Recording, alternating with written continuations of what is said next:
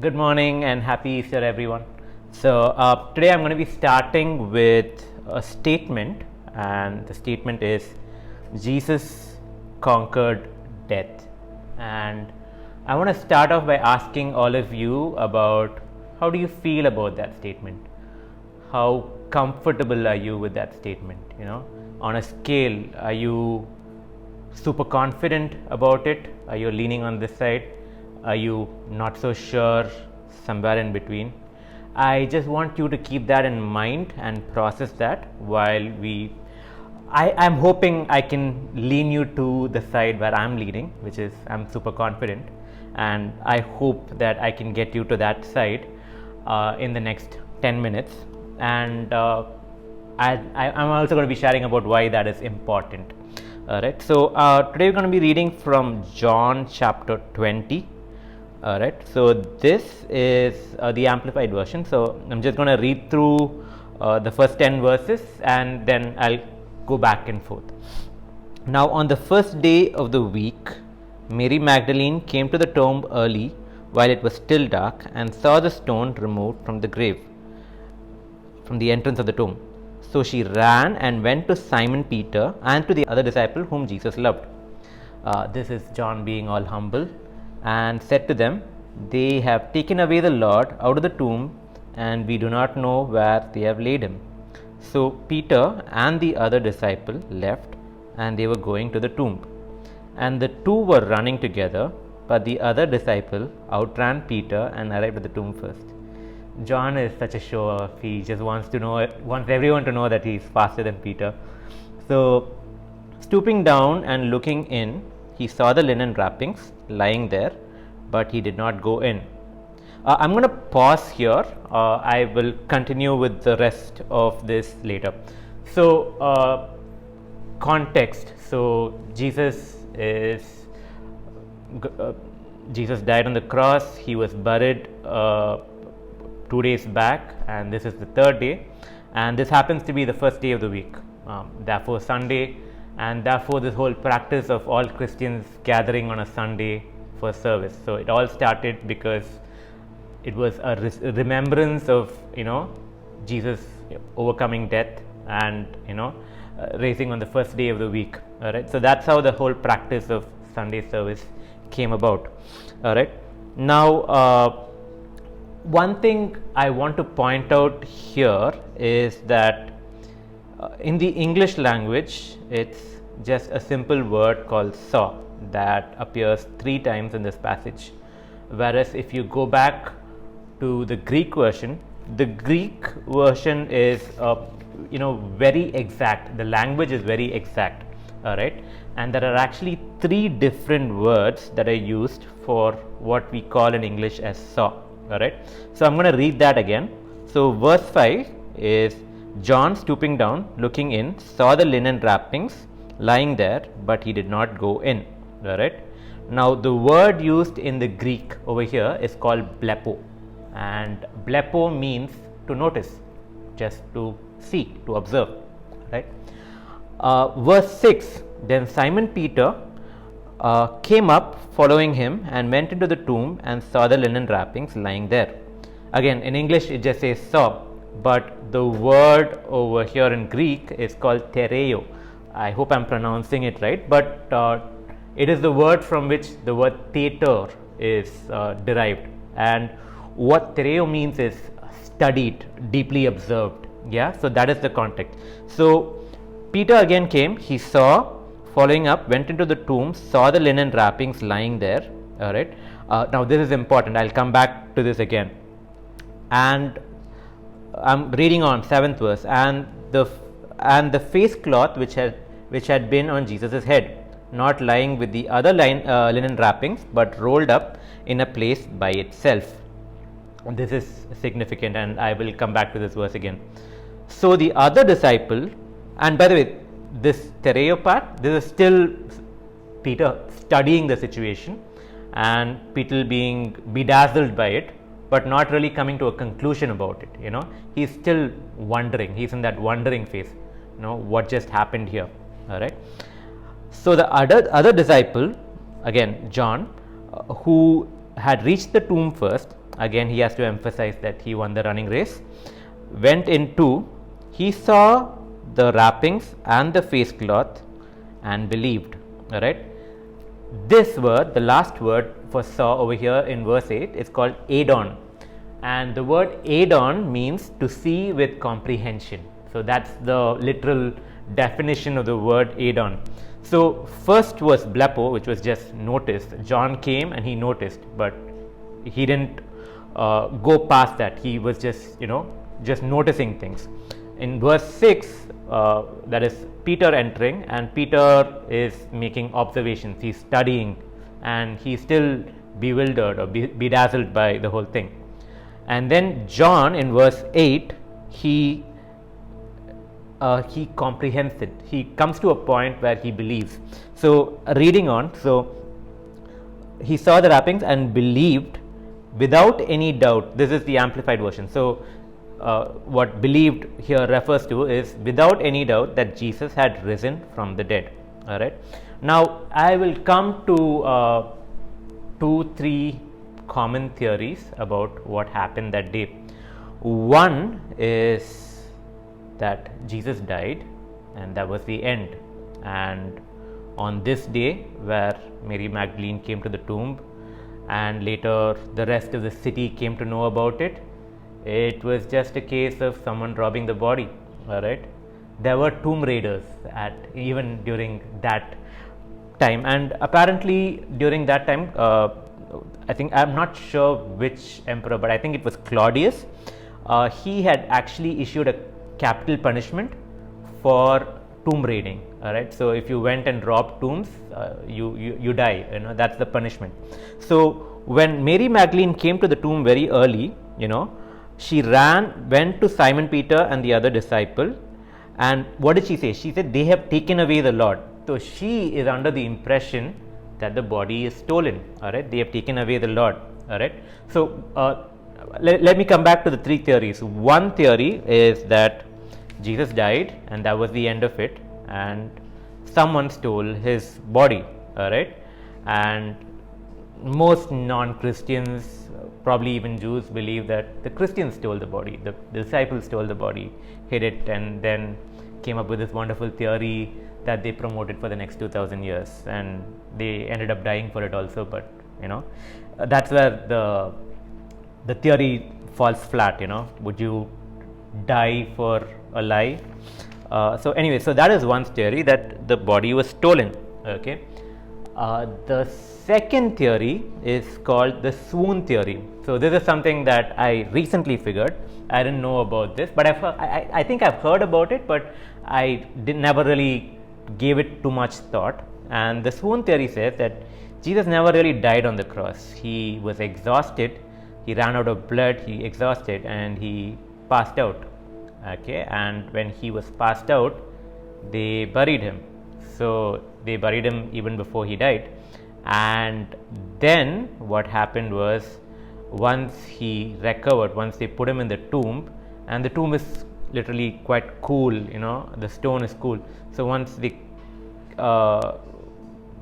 placed him over there, he kind of came back to he woke up. So so what they believed was, they put him in the tomb and he recovered, and he tore open all the linen, and he didn't die. He basically, once they put him in the tomb, he just got up and left. So that is the swoon theory. Now I want to point out something here. Okay, one is the Jewish practice of burial. All right, now how the Jews bury is, they take cloths, linen cloths, all right, pieces of cloth, strips of cloth, and they take spices, okay, and they mix spices and aloe. So it's a very gooey texture. All right, so they put the cloth, they put that gooey spice mix, put more cloth, and they wrap the hands separately, the legs separately, and they have a separate cloth which is just meant for the face. All right, so that's how they do it.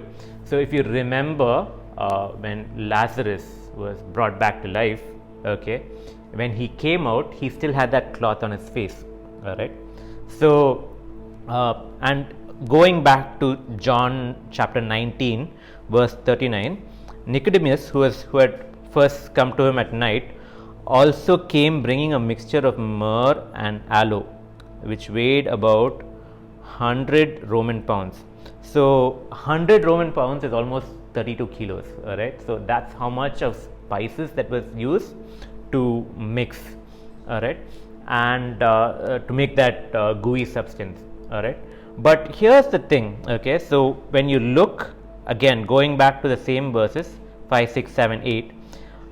First, stooping down, this is John, he's saying he saw the linen wrappings lying there. Okay, it wasn't really ripped apart. If the swoon theory was right and Jesus woke up, replicated. So anyways, so Jesus, if the what is it called, swoon theory was right, then Jesus must have ripped apart the linen all by himself, right? He must have done it. He must have ripped it apart. Okay, there is no way the linen wrappings were just lying there nicely folded all by themselves. So you have to watch that part.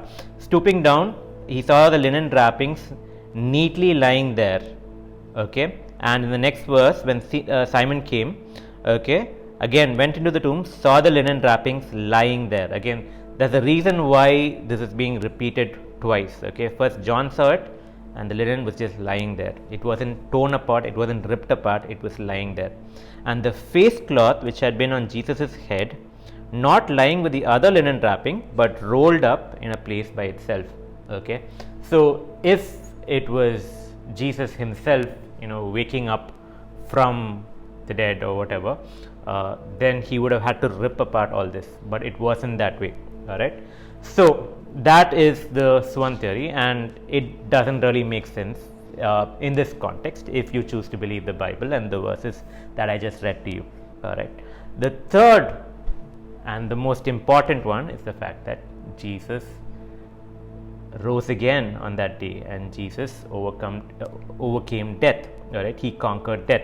So, and that's where I'm leading towards, and I hope what I told you in terms of the whole ritual of how the Jews bury, okay, that gives you some context into the fact that Jesus was resurrected and he wasn't really he wasn't stolen. Okay, because if he was stolen, why was the linen there? How did the just linen stay there? If someone was stealing the body, they would take it with the linen. They wouldn't have to go through the whole process of removing the linen carefully and then just taking the body away. All right. So anyways, but see, my focus is not really about what's that it is. I am focused about the evidence as well. Okay, but here's the thing, I can give you so much evidence and you can still be unconvinced. Okay, there is an element of faith involved. Okay, because this is a huge thing. If you think about it, the whole of Paul's ministry, the key message, the central message, everywhere he went, every synagogue he went, everywhere he preached, all across Asia Minor, Greece, everything was about the death and resurrection of Jesus Christ. He spoke about the death of Jesus Christ and what that means, and the resurrection of Jesus Christ. And how did people respond to that? People mocked him. Okay, there were mainly two responses.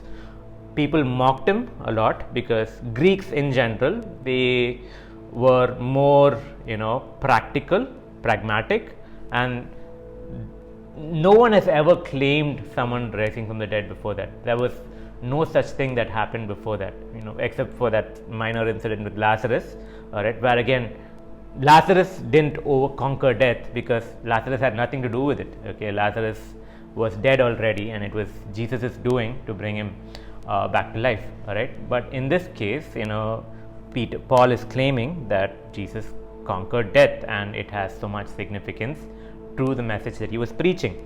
All right, and most people mocked it. Okay, some were curious about it. All right, and they went more like, we want to hear more of this. So that was the thing. In fact, they did say that. They said, do you want to hear more of this? Can you come back and talk more about this? Okay, so there was one side which was curious, and there was one side which was just mocking, and they just dismissed it.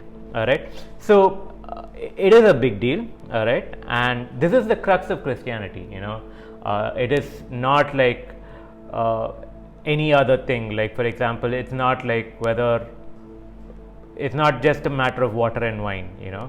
Did Jesus really convert water into wine?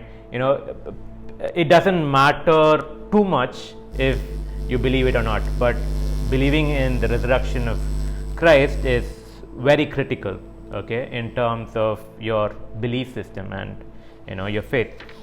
All right, so I'm going to stop there. All right, and I'm going to go back to that first statement I said, where you are in terms of in the scale.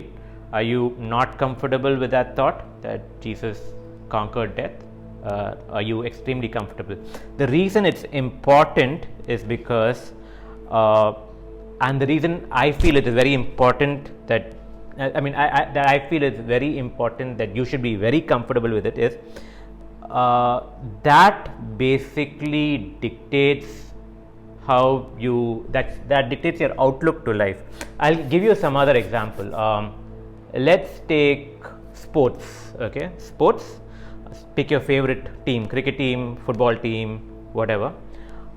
Imagine you walking into every match or going into every match thinking, I don't know, I don't think they're gonna win.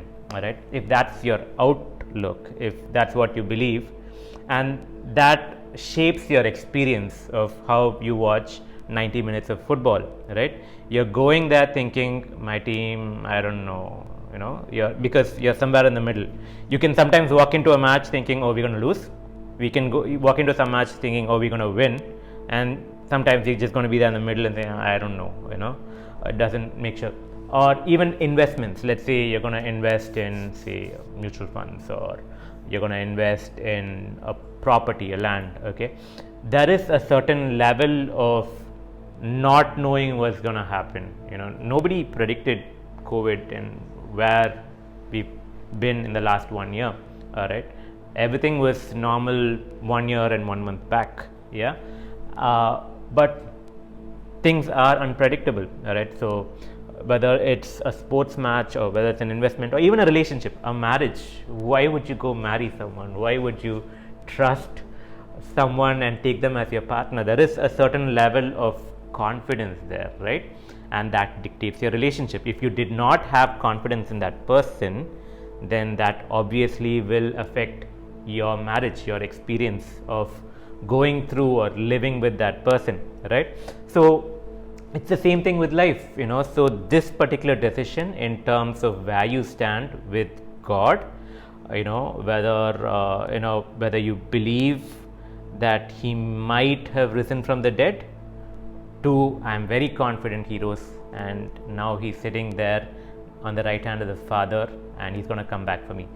That is a huge difference, and it kind of dictates how you live your life. Because what does it mean? Just think about it. If Jesus died on the cross for you, all right, all that makes him is a martyr. All right, there's nothing more to it. There is no hope for me or you if Jesus is dead.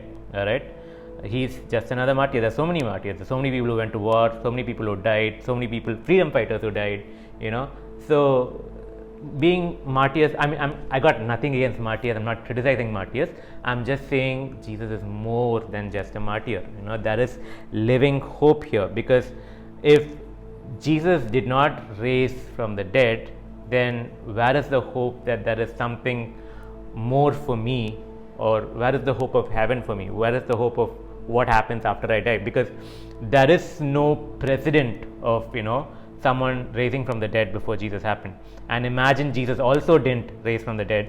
It is going to be harder right now to convince people of life after death or heaven and hell and all that, right? There is no precedent for it, and the message gets even more harder. So the resurrection of Christ, what that means is there is a living hope for us, all right, that Jesus is alive, and when we die, All right, I'm still hoping for rapture, but when we die, we also have the hope that we will rise again from the dead and we will be with him.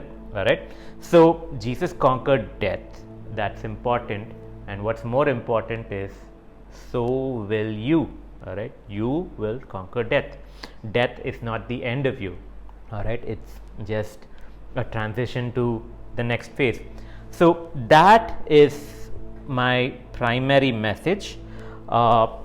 There's one more thing I wanted to touch upon before I finish, and that is, a lot of people see the cross as God's plan B. God gave the law, man failed to keep the law, and therefore God gave Jesus. Okay, I really don't know. Either people think this way, or they haven't given it enough thought, and therefore they assume and have an attitude that the cross was always God's plan B, which is not true at all. From day one, the cross was God's plan A. That is something I really want to emphasize on, and I want it to register. I'm pretty sure you probably know this already, but I just wanted to sink in that the cross was God's plan A. It was always plan A. Right from the time of Eden, or even before Eden, that was plan A. If you go back to Genesis chapter 3, the fall of Adam and Eve, the first ever prophecy in the Bible is, God, when he's talking to the serpent, he says, and a child of the woman will stamp your head, all right, will crush your head, all right. So God is prophesying right there, in my redemption plan, which has already started. It started right there when the fall happened. That in my redemption plan, a son of the woman, and therefore Mary had, God's child. All right. So Jesus was always the plan. He was always plan one. It's just that if chronologically the law had to happen first, all right. Okay, but that doesn't make it plan A. God knew it even before he gave the law that we are not going to fulfill it. That was not the point. The point of the law is for the cross to make sense. All right. If the cross just happened and you never had the law, you wouldn't understand what Jesus was doing. You wouldn't understand why he had to die. All right. The law, what it established was the fact that God is holy. Okay, and there's no way for you, human being, to level up to God, but God is coming down to your level, okay, and he is taking you up there. He is making the sacrifice to take you up there because he values that relationship with you. So I'm gonna leave it there. We will conclude with a short prayer. Loving Heavenly Father, thank you for this time. Thank you for what you did at the cross. Thank you that you rose again, and thank you so much that you're sitting up there and you're looking at all of us and you're coming back for us. We dream and hope and really wish it happens soon, but thank you so much for your patience. Thank you for your wisdom.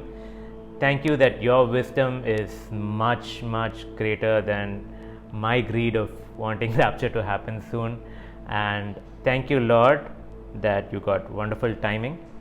Right now, I pray that everyone listening, they understand what this resurrection means to them, the significance of it. I pray that they just sit there and process it and understand what your love means for them and what your victory at the cross and your victory over death means to all of us.